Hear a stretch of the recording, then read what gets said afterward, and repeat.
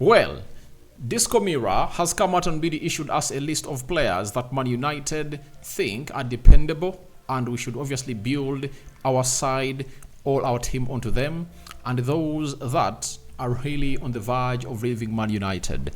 The list is very, very exciting. Looks like if it goes all as to plan, it will be with the fans of Man United winning, because I've always come out and told people that there are players that need to leave, and guess who is topping the list? It's none other than Marcus Rashford. So we're here until the Rokani Media Football to bring you the latest news and information as far as this is concerned.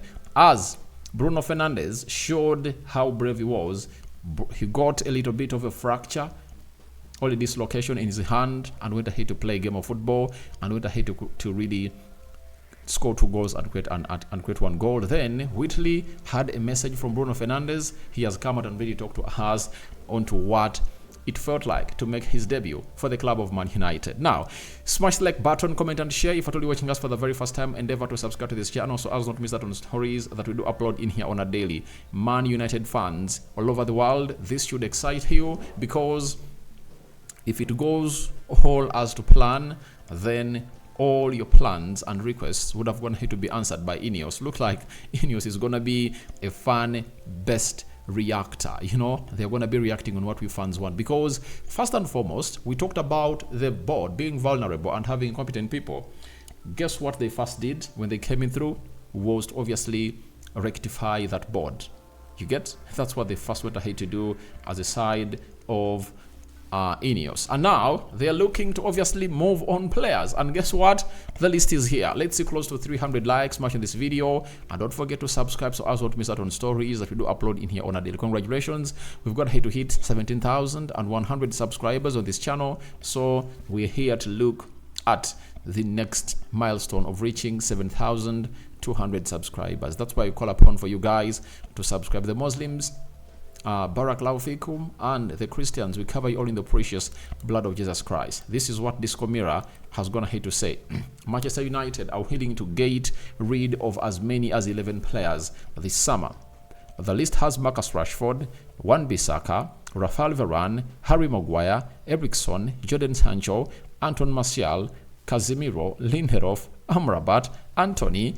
There is even another one, Donny van de Beek, that is going to miss out on the list. But if you are counting those players, there is no way they are going to keep Donny van de Beek at the club of Manchester United. He added and said, however, it would be unrealistic to bring in as many players, so there will be those who stay by default. And let's first start with those that we think are going. For me, sure deal, Bissaka is leaving, right? Eriksen is leaving, Sancho is leaving, Martial is leaving, Amrabat is leaving. Those are 5. You get? I'm 100% sure those 5 players are going to be sold by the club of Man United. Bissaka, Eriksen, Sancho, Martial, and Amrabat. Amrabat, obviously, he's on loan. No money you're going to get out of him. Martial, his contract is really running down in the summer. He's going to be really heading to a side that wants to obviously offer him some good amount of money. I've read the story that Saudi Arabia wants to offer him 15 million euros to obviously get him play there as a sign-on fee. Then Eriksen, obviously we can get in like 5 million pounds. Sancho, we can get in like 50 million pounds from him, and that will be something good. He's one of those players that I think we are gonna sell this season and obviously get us the best of money. That is it. That's what I really think, that among all the players available for sale, the most expensive one that is going to obviously get in astronomical fees for United is Jadon Sancho, because he has gone ahead to take Borussia Dortmund in the semi-finals of the Champions League. And if at all you want to see to it that you earn money, I would even want him to lift the Champions League. That is it. Because if Borussia Dortmund lifts the Champions League, that means he's going to play a more one game, because right now he's guaranteed to play more too, but he's going to be at the grand stage where every team will be looking at him and they'll be like, all right, we need to obviously go ahead and really get in this guy. So that is it coming in through from Man United. But for Varane, however much there are no contract negotiations, I understand that they can try to really find a common ground. What's the common ground all about? If Varane agrees to obviously cut or take a pay cut of his salary because he earns £330,000 a week. So United will be willing to say, all right, we are going to be keeping you here at the club of Man United. Now, for Casemiro, I'm skeptical. That is it. But if United get in a decent CDM, they might sell him to obviously raise some money, depending on how much money teams in Saudi Arabia are willing to offer to Casemiro, and it will depend on whether Casemiro wants to go to play in Saudi Arabia. If he doesn't want, then he'll obviously find an elite team that can get him. I know teams in Italy can really use Casemiro very well. Teams like Juventus, teams like Inter Milan, teams like AC Milan, they can use him for a better purpose. So he can also go that side and really play for the next 2-3 seasons. Then later he goes to where he wants to obviously go for his retirement, either in Saudi Arabia or in US. But according to how Casemiro is going to hate to play in that central defense of Man United in the previous 2 games, I think they might really shift a little bit. And he's one of those players that can stay by default. Lindelof, I think is going to be sold. I think it's going to be sold, provided if a team comes in through and really offers some huge amount of money. If it does, then United will obviously get that money because they are looking at Braithwaite and Todibo. Braithwaite, he's like £70 million. Todibo, like £40 million. So if they get a chance, I tell you, they'll move on Lindelof because he's going to get them more money, and he's not that kind of defender that you would love to obviously keep because he's going to hit his early 30s or his third decade of his age, and you wouldn't like to have him there. Now, Anthony, I don't think Anthony they're going to sell him because no team is going to come out to obviously show to it that they have interest in Anthony. The best thing they can do for Anthony is to loan him, and then if he hits the ground running, then next summer he can be sold. So for me, realistically, the players that can leave are Bissaka, Varane, Eriksen, Sancho, Martial, Lindelof, Amrabat. And those that can get us some huge money are Bissaka. We can get like £30 million from him. Let me note here. Bissaka, 30. Then Eriksen, 5. Sancho, £50 million. Martial, no money. Lindelof, like £15 million. That is it. So 30 plus 50, that is 80. The sale of those players can get us £100 million. That money will be needed in the summer transfer window. If you add on Donny van de Beek too, obviously we can get in more and more and more money for like £10 million for Donny van de Beek. But because he has failed to obviously excel at Frankfurt, you don't expect some huge amount of money from him. Maybe another loan will be really executed. But let's talk Marcus Rashford. Now, if Marcus Rashford is to be really sold, then that will be a hugest level of ruthlessness I've gonna hate to see. Of ruthlessness I've gonna hate to start Man United. Because if you tell me that you can move on Marcus Rashford, that will be a very big indicator that INEOS has no more time to play more games. No time to play more games. You know, because Rashford is really looking like a bag of cement. He's heavy. There is nothing can do. And he's really one of those people that's going to obviously continue causing havoc to us in here. You saw how we played. We're not having him with Alejandro Garnacho and Amad Diallo onto the out wide left and right flanks of the attacking midfield. He will look great. So for Rashford, if you can sell him, the better. That is it. But that is going to be a huge decision. We just love it, and I believe that it's really going to pay us results. So if Rashford is sold, then we can get in like £60 million or 70 because PSG are mad at him, and there are teams that can offer some good money out of him. That is it. Because PSG have been scouting him as a replacement for Kylian Mbappe, and they believe he can do a better job. And I think it's time Rashford left Man United, because if they couldn't make him the captain, you know, after all the senior players at United had left and they gave it to Bruno Fernandes, then he doesn't have the heart for Man United. I tell you, Rashford would have gone ahead to be the captain of Man United. Because he knows the DNA of this club. He has the potential, but he has failed to utilize his potential. That is Marcus Rashford for you. And I'm really one of those people that have obviously gone ahead to come here several times and told you how I believe, how I think about this side of Marcus Rashford. I think it's high time he left. He needs a new challenge. He has failed. He has failed. This tendency of him coming in through to score one goal, so to have one good season, score 20 goals plus, and we are like, oh, Rashford is really gonna come in through and really do the needful. It's helpless. It's very, very helpless, I tell you. We need to move him on and get in other players that can do the job. So now the spine of the team has also gone ahead to be talked about. And this guy, McDonald, he's known as Disco Mirror. He's called David McDonnell. He's a United correspondent for the Mirror. He has confirmed to us that the spine of Man United's team, including Andre Onana, Lisandro Martinez, Kobbie Mainoo, Bruno Fernandes, and Rasmus Højlund, will all stay at the club this summer. Luke Shaw, Diego Dallo, Alejandro Garnacho, Willy Cambuala, and Mason Mount also have futures at Man United. For me, you keep those players, it's okay. It's okay, because after having gone ahead to criticize Bruno for a very long time, in the previous 2-3 games, I've gone ahead to see who a number 10 in Bruno Fernandes is.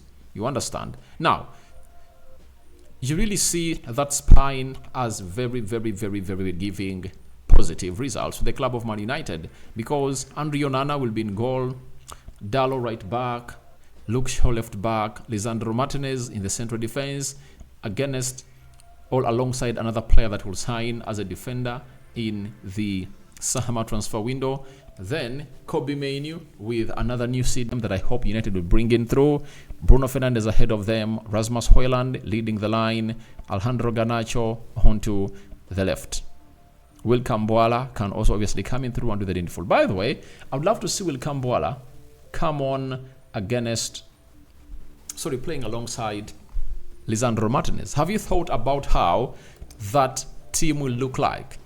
It will look like, that central defense will look like, because Cambuala is an aggressive guy.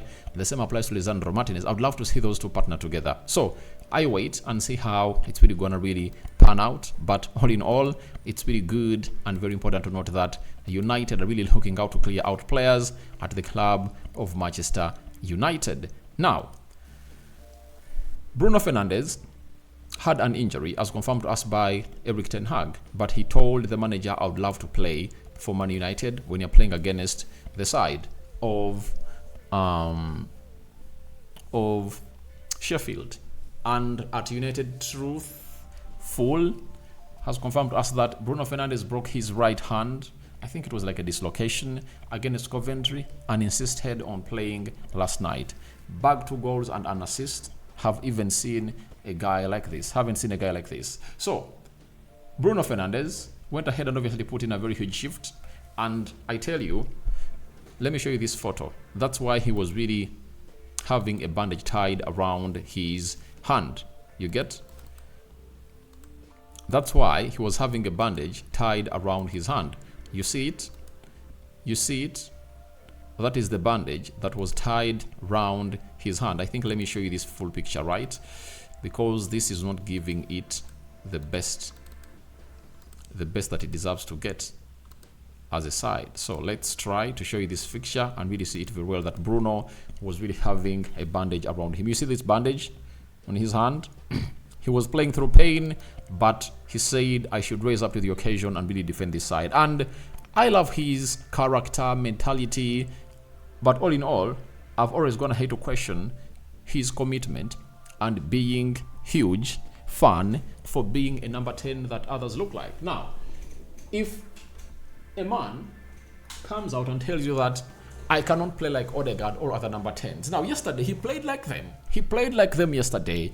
That shows you that he's just defending himself, because when he went to Portugal in the recent international break, he said that he hasn't gone ahead to hit the levels that we know Bruno Fernandes is at. And I think in this final bend of the season, Bruno has shown us exactly what he's all about. You've seen the Bruno that we bought from Sporting Lisbon, as one of you came through in the comment section and told me that this is now the Bruno went ahead to buy from Sporting Lisbon, and I really agree with you. So Bruno Fernandes, having gone ahead to do that, remember, there was a youngster that went ahead to make history, to make his debut at the club of Man United, and that he goes by the name of Ethan Joseph Whitley. You know, When he came on, we saw him talking to Bruno Fernandes. I think we're going to hit to see that clip making rounds.